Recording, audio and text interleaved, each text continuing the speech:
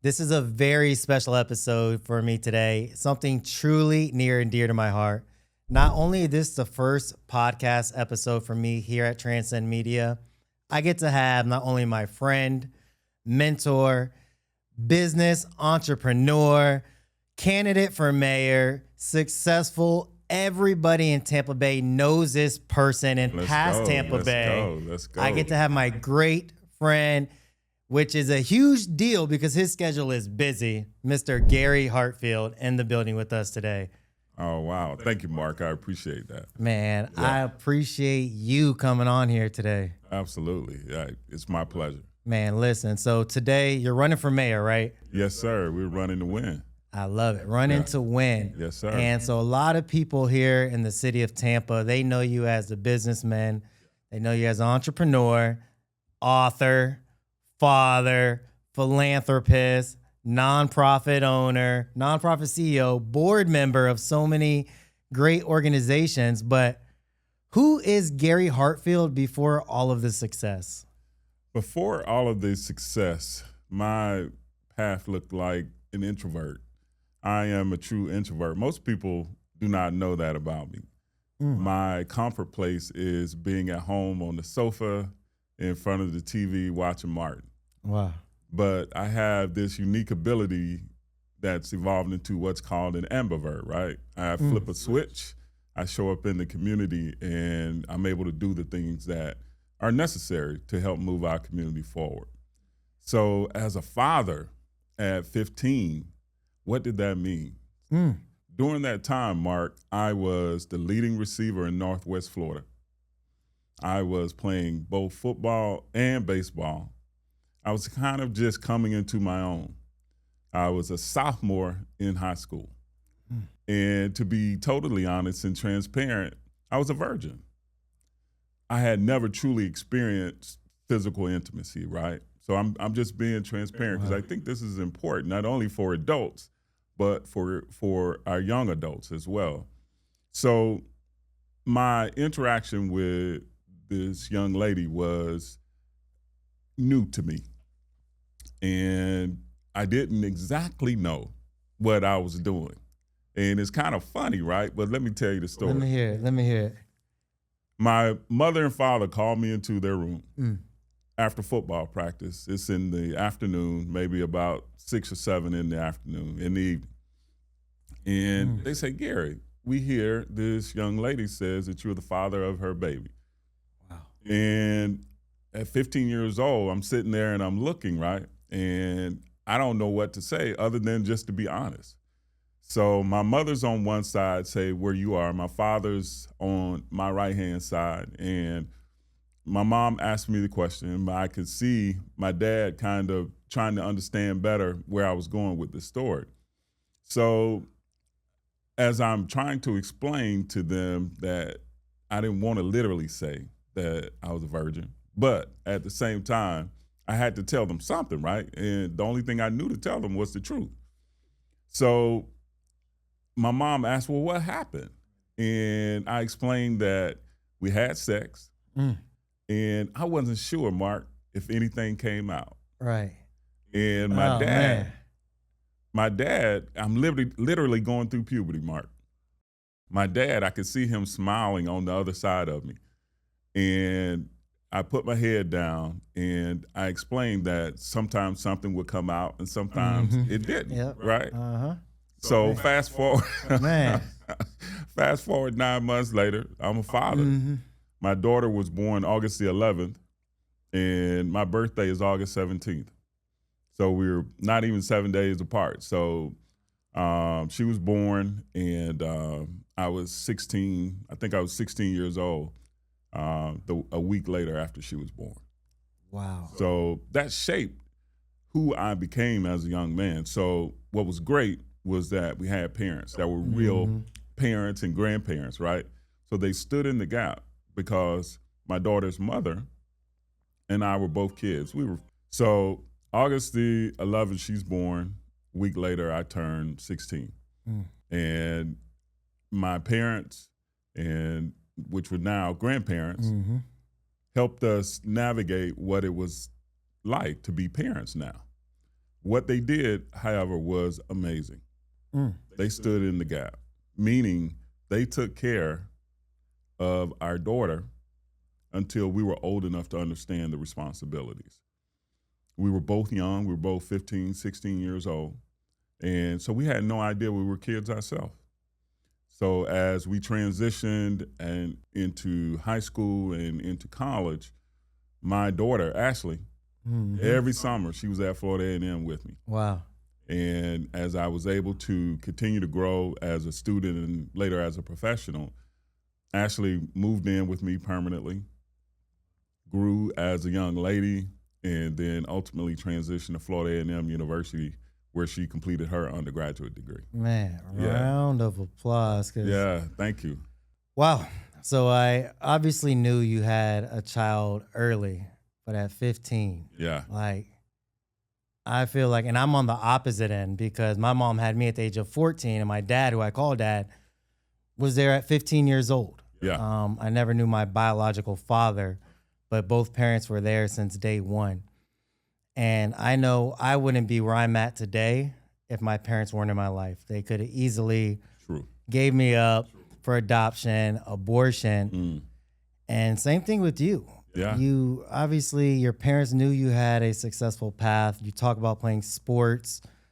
Your parents were there for you. They helped shape you to be where you're at today. But what, obviously those moments came across where you thought about, all right, maybe I give this kid up for adoption. Yeah. Maybe I do abortion. Did that ever cross your mind? It never came across our mind. And that was part of the spiritual foundation that we had, both my daughter's mother and I. So our spiritual foundation said about abortion was not an issue or an option. Also, giving the child up for adoption was not an issue or an option. So we, as a family, both my daughter's family, or at least my daughter's mother's family, and my family, they said, we're going to take on this responsibility. We're going to pour into this child and help make her successful and allow Gary and the young lady that had my daughter to be whatever it is that they aspire to be in life and support them in that.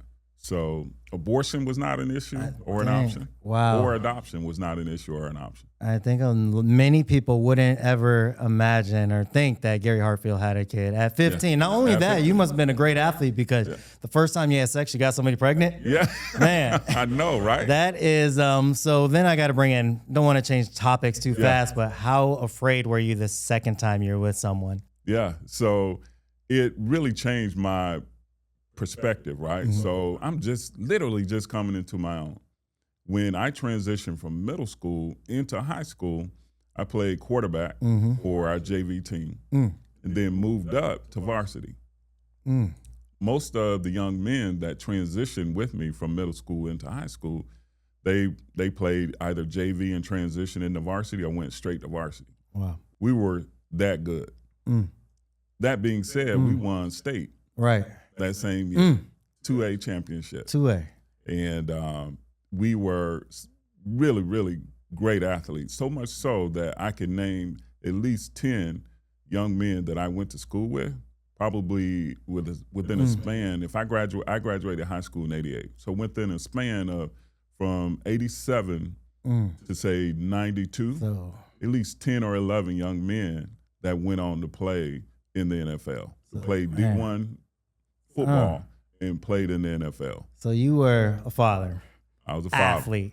Still a father to today. Yes. And you're graduating college. You're a young dad. When does Gary Hartfield go from just taking a kid, barely knowing how to be a father, young, graduating college? When do you go to the millionaire level?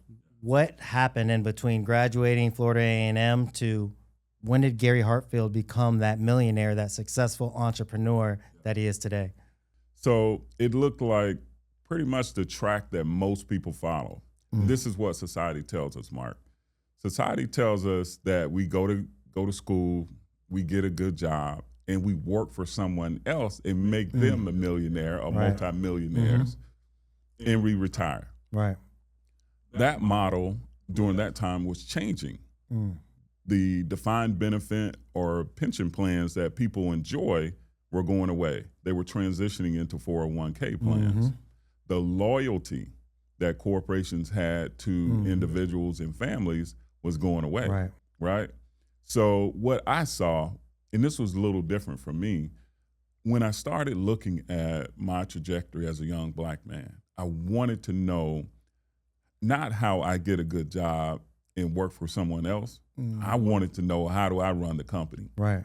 My aspiration as an athlete, as a young man, as someone that just always wanted to achieve, was how do I become the CEO? So my aspiration was to be the CEO of a Fortune 500, Fortune 100 company. You always had that ambition to do so? Always had that ambition. When did you start your first company? So I started the first company in 2000. How old were you? I was 28. Okay. I want to say 28, 29 years old. I looked at what the trajectory looks like in corporate America. And what I realized pretty quickly, just finished my MBA, was that I was going to have to compromise my personal truths to get to the C-suite level. Yeah. Meaning that if I saw that there's an issue within the corporation as it relates to diversity, equity, and inclusion, I couldn't speak on that issue. Right. If I did, I have to only speak to it and then regress, right? Yeah. I couldn't fully be passionate. I couldn't fully show up as a 6'2", 220-pound African-American male and represent my culture fully in corporate America.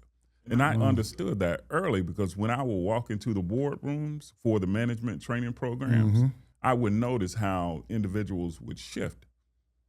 Because I was okay, and my friends were okay, athletes are okay as long as they're catching a football, throwing a football, shooting a basketball. So I found that my counterparts were okay with us as long as we played those roles. Exactly. Be a rapper, have all that. I feel the same way. Yeah. Even at my house I live at now, my neighbor came up to me and asked me, what NFL team do I play for on day one? Because I got the biggest house on the block. Yes, exactly. And that's the stereotype that we still have today. Yeah. And so you start your company at 28. Yeah. At what age did you become that millionaire where you know that you've almost made it? Yeah. At what age were you then?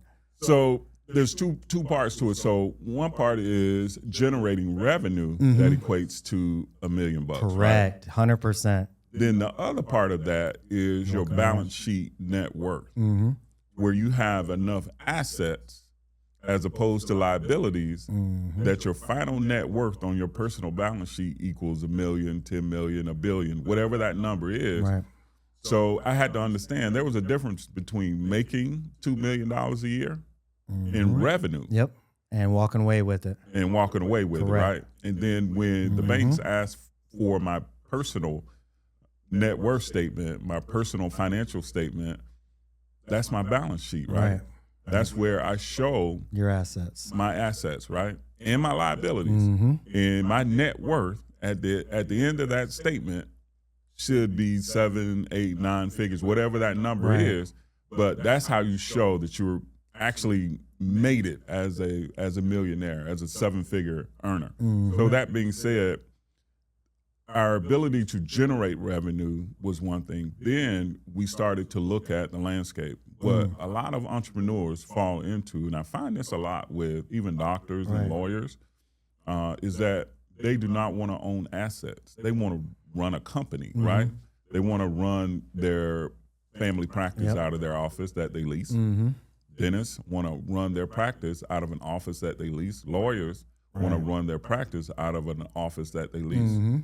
They didn't want, for whatever reason, probably fear, to own the asset. For me, it's true. After I finished my MBA, I started looking at this thing called assets and liabilities. Yeah. And how to accumulate those, right? Then I studied Bill Gates. I studied Warren Buffett. I studied the billionaires, and I said, okay, I'm looking at their model.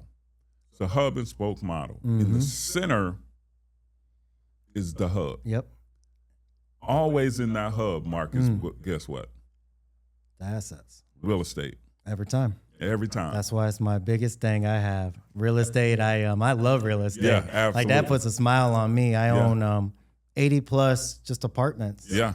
And group homes. And Congratulations. Thank you. And I may have 1% invested into Tesla. Yeah. Just because I like Tesla. Yeah, absolutely. And, but no, you're right. Yeah. And you found that out early on, that real estate was your path to not just income, because people think, real estate doesn't give you money on day one. You're not investing and making all this money. Yeah. It's a long-term play. It is. And for you to see that early on, how were you able to see what others weren't able to see? Was it your studying these Warren Buffetts, the Bill Gates? What was it that you were able to see it?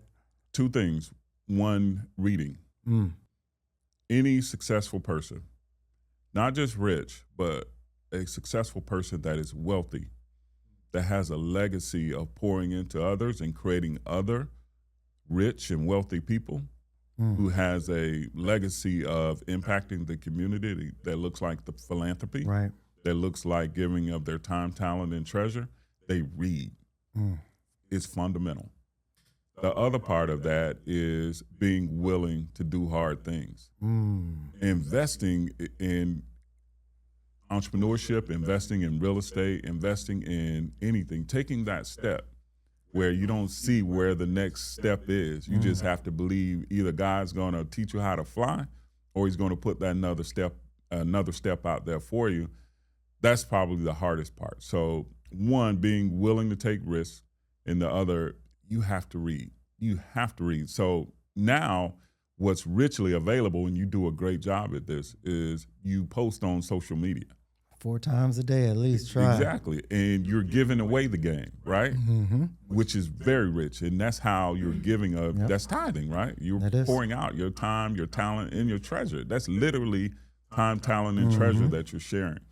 And that's great. No, and that's one thing about you, Gary, is that I got into the group home game. I met somebody, Patty Rendon, a long time ago. I was trying to figure out what I wanted to do with my life. And this might have been 8 years ago. And I was just owning a CrossFit gym. I had a perfect life. All I did was work out, but I had no career. I had no trajectory. I thought I should have been a cop. Everybody's telling me I should do something different. Yeah. And at the time, I was doing special needs workout training, and it started to grow. And not only Patty, but multiple people told me, you have to meet this person named Gary Hartfield. Yep. You need to meet them. And I remember getting your number, and I called you and asked you to meet. And you took that meeting at your office in Dale Mabry. I remember walking up there. I think I even did research on you and brought you like a Jack Daniels bottle, which was expensive to me back then, or a Crown Apple bottle, because they told me you liked it. And I wanted to make an impression on you. And you took me in your wing that first day, and you took the meeting. Yeah. And it blows my mind, because where I'm at today, I'm at a much higher level was when I met you, but I get messages every single day about people wanting to meet with me, people asking for a favor. Like, it's almost to a point I just don't even open the messages because I don't want them to know it. But you took that meeting. Yeah. And you took me in your wing. Why and how did you have the time to do that? Right. So the why is incumbent upon who we are as men and how we show up in the world. So what's important is that more young men who look like me get an opportunity. So it is paramount for me. If I'm going to live my creed, if I'm going to show up in the world, if I'm going to represent something better, then I can't just talk about it, Mark. I have to actually be about the action, right? And that's what people remember. So it's one thing for me to get on the podcast with you. It's one thing for me to speak, in different venues. It's one thing for me to write books. But what am I actually doing? Langston Hughes wrote this poem called Live Your Creed. And it's a very powerful poem. If I don't have time to recite it today, if you don't want me to, I'll recite it. Yeah, we'll have to check that out. It's a very powerful poem, but basically the essence of what Langston Hughes is saying is that it's one thing for you to do all these things in terms of what you're saying. Right. But the real leaders, they live their creed and they show up with action. So when you asked for that meeting, it was a great time in my life, meaning I didn't have as many distractions, right? I was just focused on building the businesses. I wasn't running for office then. Right. And so I had time to pour into you and to others. But in addition to that, you were hungry. One thing anyone knows about Mark Oliver is that you're hungry and that you're ready to do the work. So you weren't just looking for me to give you answers, right? You were willing to do the work. And man, I appreciate that. And Gary, the people, I impact thousands of people now. Yeah. I have 4 high schools, 6 group homes. We have the largest Special Olympics team in Hillsborough County. We are a day program. Yeah. Honestly, to every single person watching this, I would have none of this without this man today. So even being on this podcast is surreal. Huge. Yeah. I met you when I probably had $20 in my bank account. Yeah. Now there's a lot of zeros in my bank account. Absolutely. But my payroll is also a lot of zeros too. Yeah. So more importantly, I probably have a $250,000 payroll. Yeah. Pretty close every 3-4 months, give or take at least. Yeah. And I wouldn't be here without you. So you being on here means a lot. And you had a child at 15. You also said something that resonated with me. Legacy. Yeah. How many kids do you have, Gary? 3. 3 kids. I have 3. You got Garrett, Yep. Ashley, and Amani. Yep.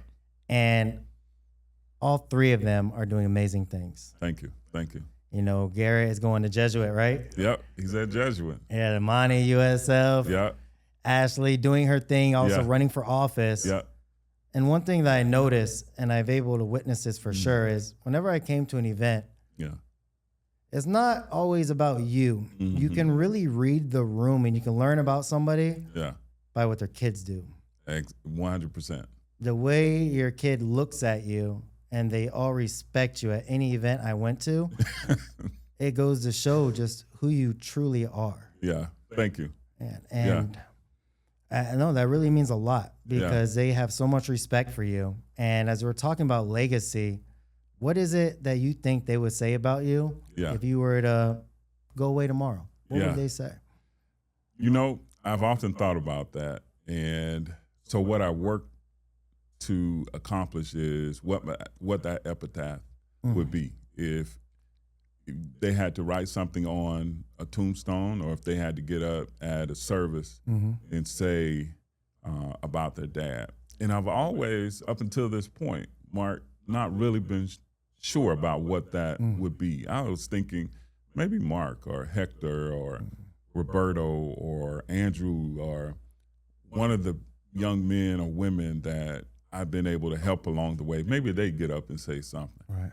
But I think after reading Langston Hughes' Live Your Creed, if I would have any idea or any clue, any inclination of what my kids would say, is that my dad tried to live his creed. That he tried to live a life, he tried to be an example of what he professed, right? So if I'm professing that all men are created equal, that we have inalienable rights that were given to us by our Creator to have life, liberty, and the pursuit of happiness, that I have to live that, right? You do. And not only show up for Black people, but I have to show up for Latinos and Hispanics and whites and Asians, everyone, right? And be that same person with everyone. So that's always been essential for me in terms of how I show up. Because what I realized early, Mark, is that they are watching me. Like literally, when I'm up there speaking, you see them watching me, right?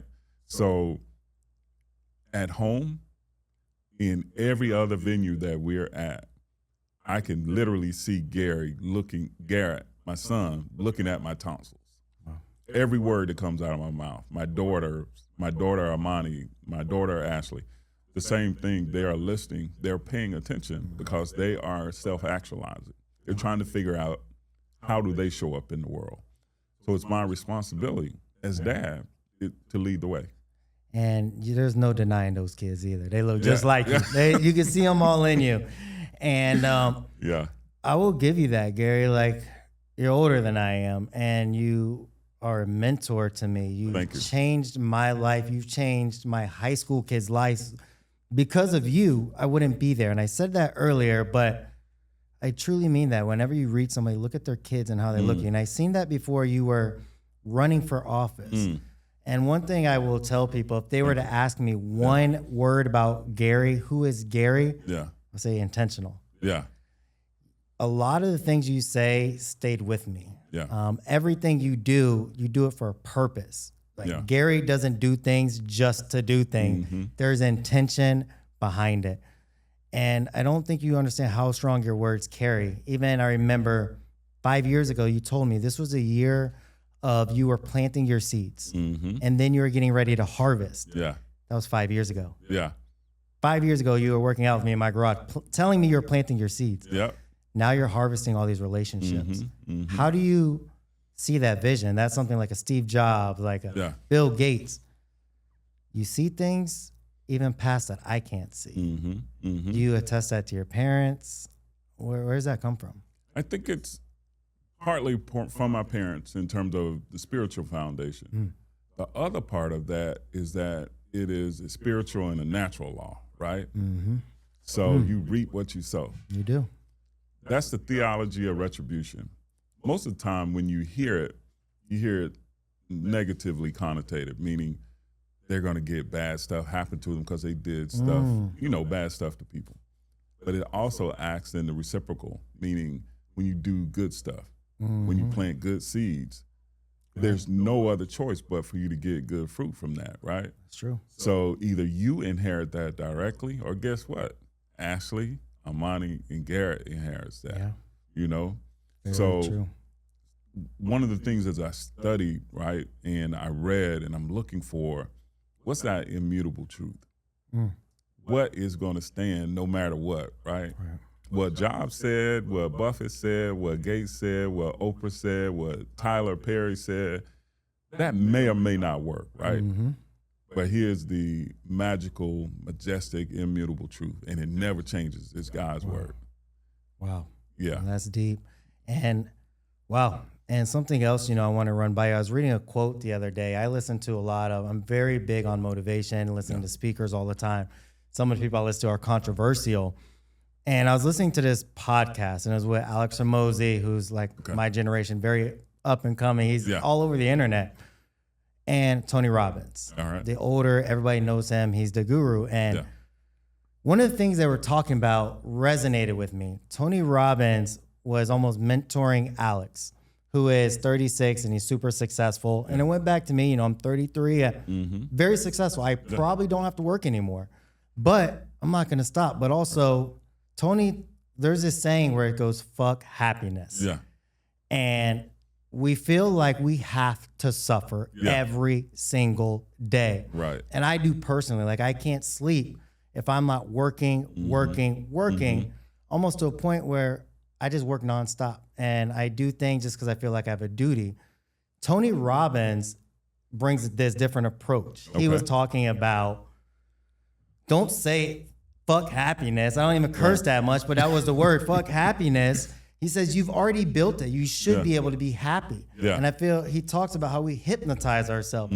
Successful people, we hypnotize ourselves that we need to suffer every single day in order to be happy, but there is no happiness. Tony Robbins says you should enjoy your happiness. Right. Exactly. You don't have to suffer. Right. I just wanted to think, what are your thoughts on that? Do we need to suffer every day? No. And I believe there are stages, right, that we go through in building our businesses.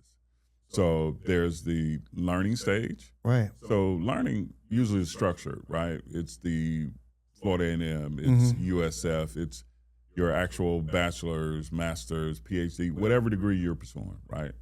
And then there's the earning stage, right, where you're earning and you're building, right? And that's when you're grinding.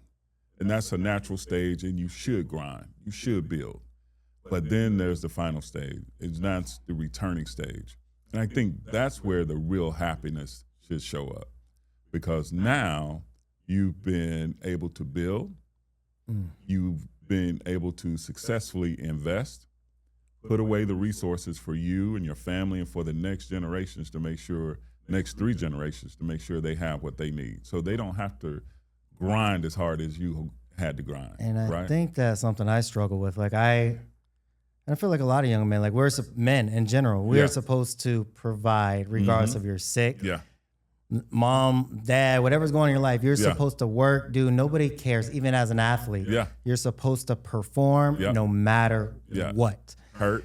hurt, don't matter, headache, whatever it is, you need to perform and provide. But we don't really enjoy it. And I think I'm almost came to a point in my life where I've just wired myself where I just need to suffer every day. And I'm trying to get out of that because honestly, every goal is just a target off. I'm never satisfied.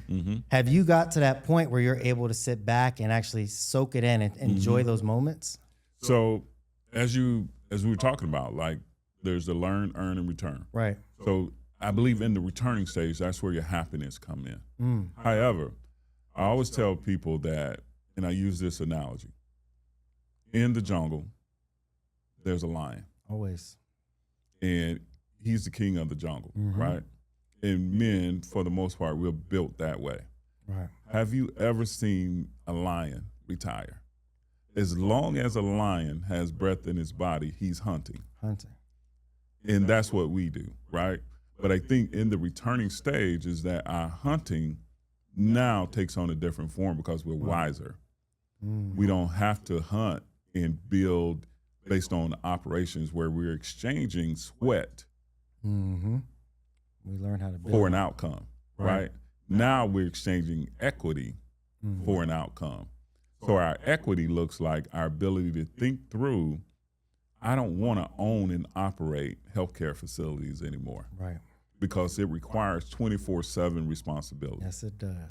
If I pour my investments into real estate and produce this residual income, and if I don't get out of the bed all month, I got $200,000 coming in at the end of the month. Right. Just based on the rent roll that I have. So you've now changed how you grind, right? Because you're smarter, you're wiser, but you're still that same lion. And you still get to enjoy Exactly. your labor. And that's your happiness right there, because now there's not a one-to-one exchange where you're out there just, 24/7. Every day, that's all you think about. Work. That's all I think about nonstop. I go to sleep, work. I wake up, work, but I love it. Yeah. And you should. I love it. And I think one thing you hit on the point was big, that I think you hit a certain level too, that money isn't the motivation. Right. I actually have a text message in my phone that I sent to you 7 years ago. My goal for the year is to make 6 figures.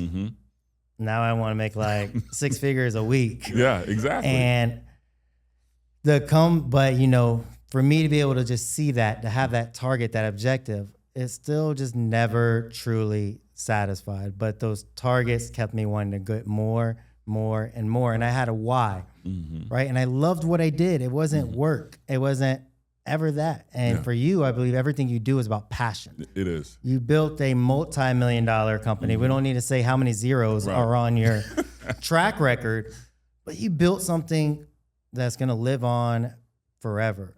And you never chased the dollar. So what was it for you? What was your why? I think my why was based on those 3 kids, Ashley, Armani, and Garrett, right? I had to leave legacy for them. And I had to carve out a path for them where when they stand on my shoulders, their choices for education, their choices for when they buy their first home, how they start that first business, that I give them a head start. So that was the essential thing that I had to do. That was, I believe, as you spoke to earlier, my responsibility as a provider. The other part of that and the is provider in the group home space. Exactly. So you worked with special needs individuals. Yes. How many group homes did you have? 8 actually. 8 group homes. Yeah. And the special needs world's hard. It is, right? You get bake racks all the time. You're having to be over medication. Staffing is hard. That is not an easy business. And not many people understand the special needs aspect. I don't think people even know that you work with special needs individuals, that you are the guy. Still to this day, Gary Hartfield is the guy when it comes to running, operating group homes. Yeah. A lot of people think of group homes, they're thinking of older people, assisted living facilities.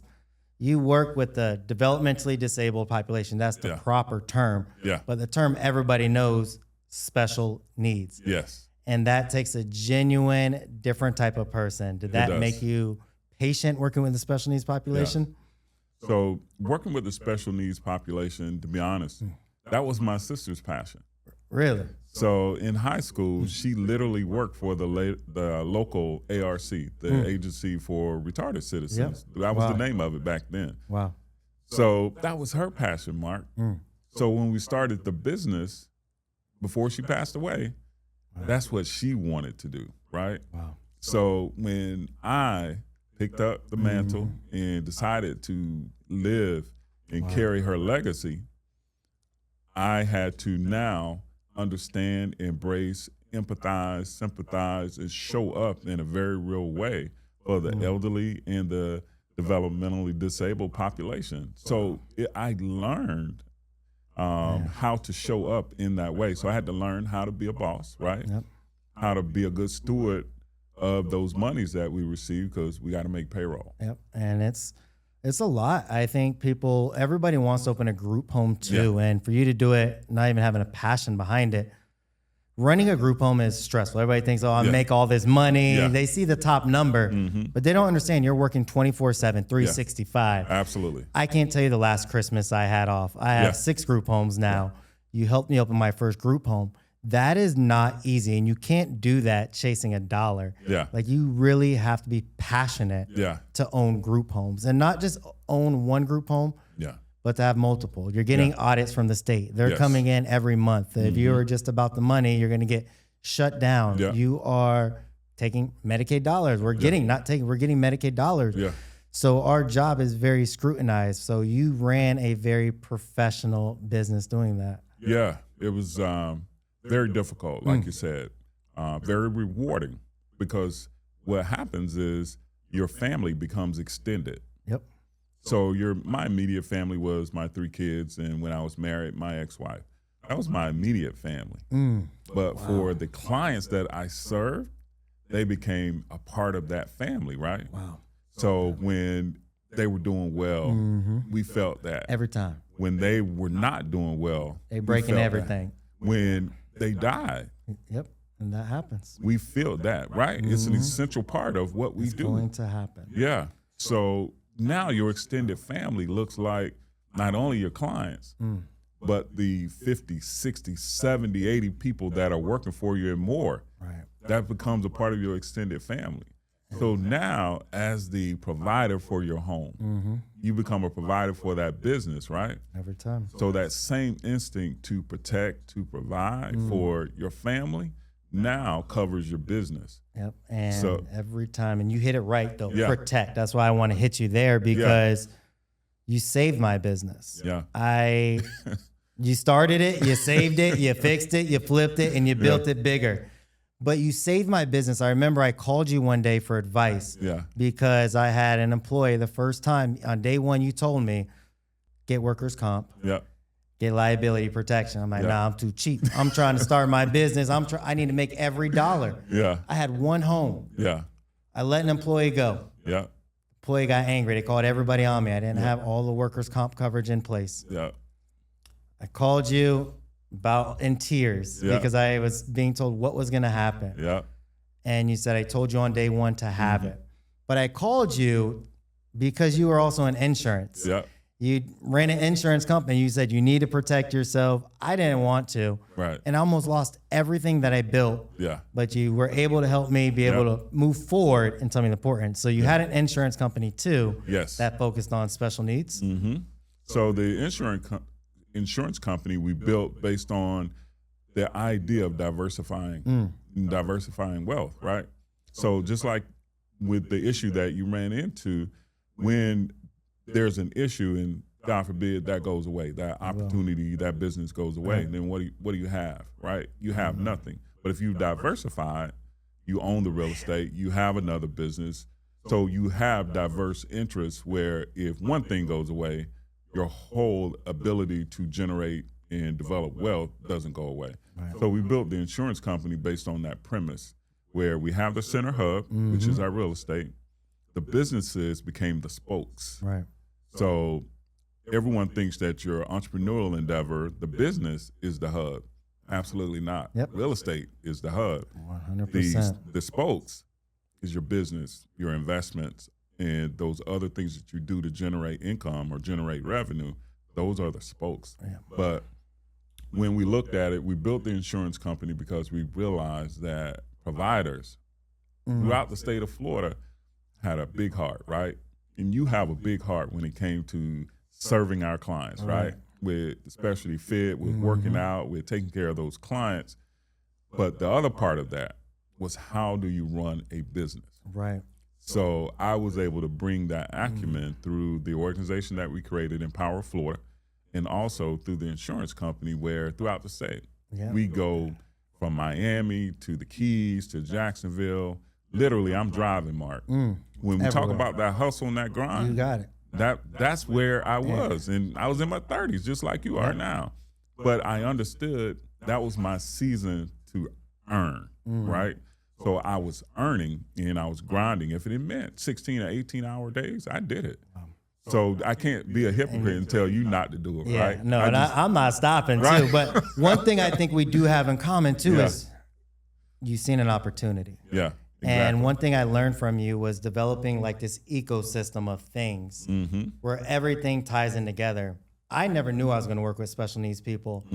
I met one individual, he was amazing, helped change my life, but also I just started doing free fitness classes and I seen an opportunity.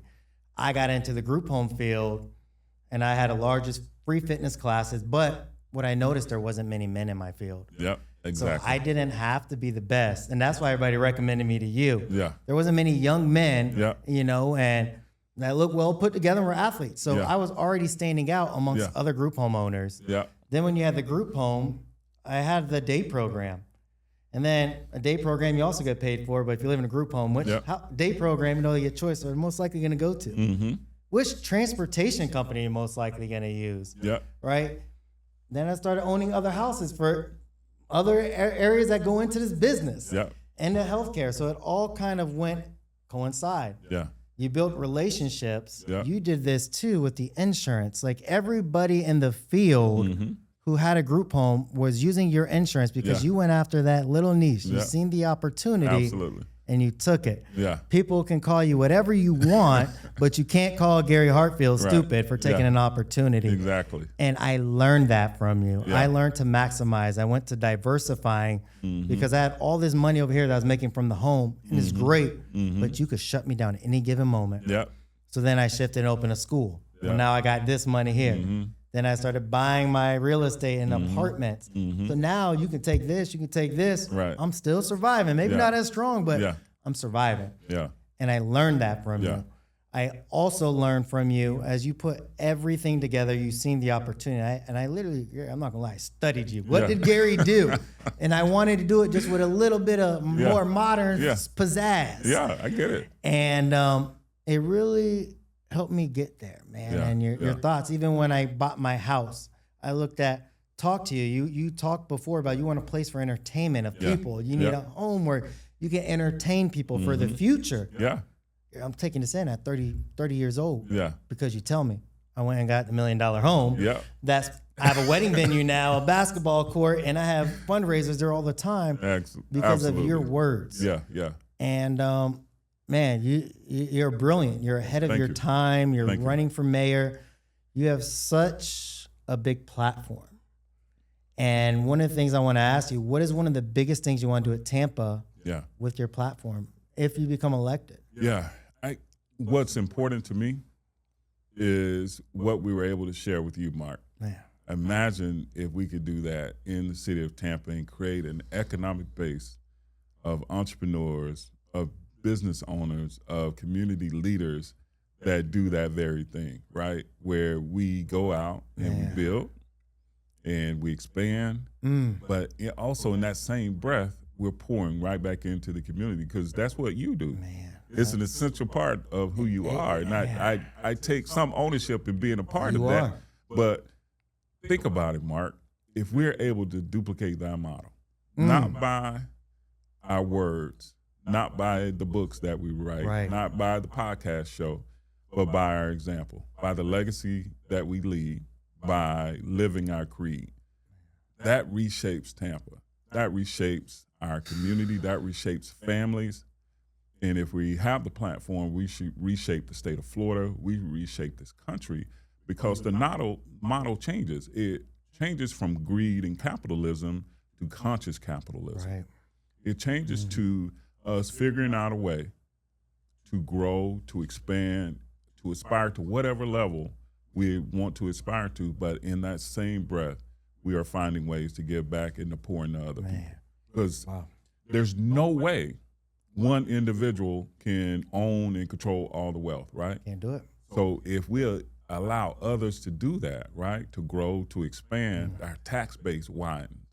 Social Security, the tax base for property taxes, for schools, for our emergency response services, for all the supports that are needed in our community to make sure that young men and women are educated, that they're educated about pregnancy prevention and early childhood care, all of those things that are necessary and integral for a community to not only just to survive, but to thrive.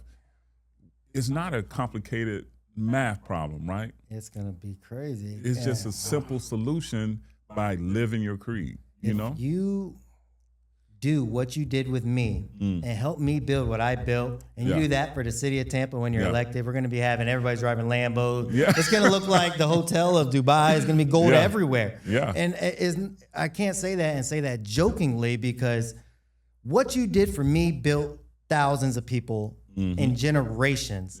If you can do that for me, you can do that. I've seen it done for other people. I've seen employees of yours who worked at the front desk when I first met you. Literally, they're running your campaign. They're out there like completely professionally dressed now, looking to the T. They are big key players. They're stakeholders in the community. Exactly.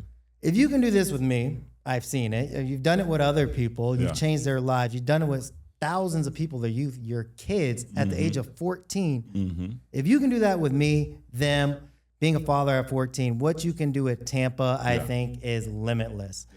And I'm excited to be a part of it. Thank you. And anybody, you know, I commend them running for office. I ran for office. I got beat, and it was one of the greatest things that happened to me.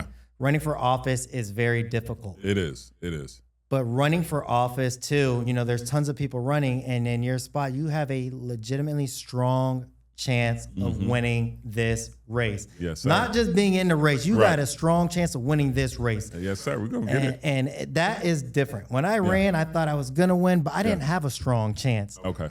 Like, you got the chance. And you're on this podcast. And there are so many people that doubt you. There's going to be people that come around you. Gary, I'm just glad that you're here. I'm glad to be a part of it, because I know if you do get that seat, whether you win, you lose, but we're dialed in on winning, you're going to change lives forever. Yes, sir. Yes, sir. And one of the things I wanted to share, Mark, is that as you grew, expanded, and changed the trajectory for your family, everything that you did took nothing from me. As you grew wealth, it took none of mine away. It's not a zero-sum game. So I don't have to hold back or gatekeep, because what is for you, and I go back to that spiritual reference, what is for you, God has that for you. I can't do anything to add anything to it or take away. So it's not a zero-sum game, meaning I can pour into you, you become successful, become wealthy, and it takes nothing from me. In fact, it adds to me.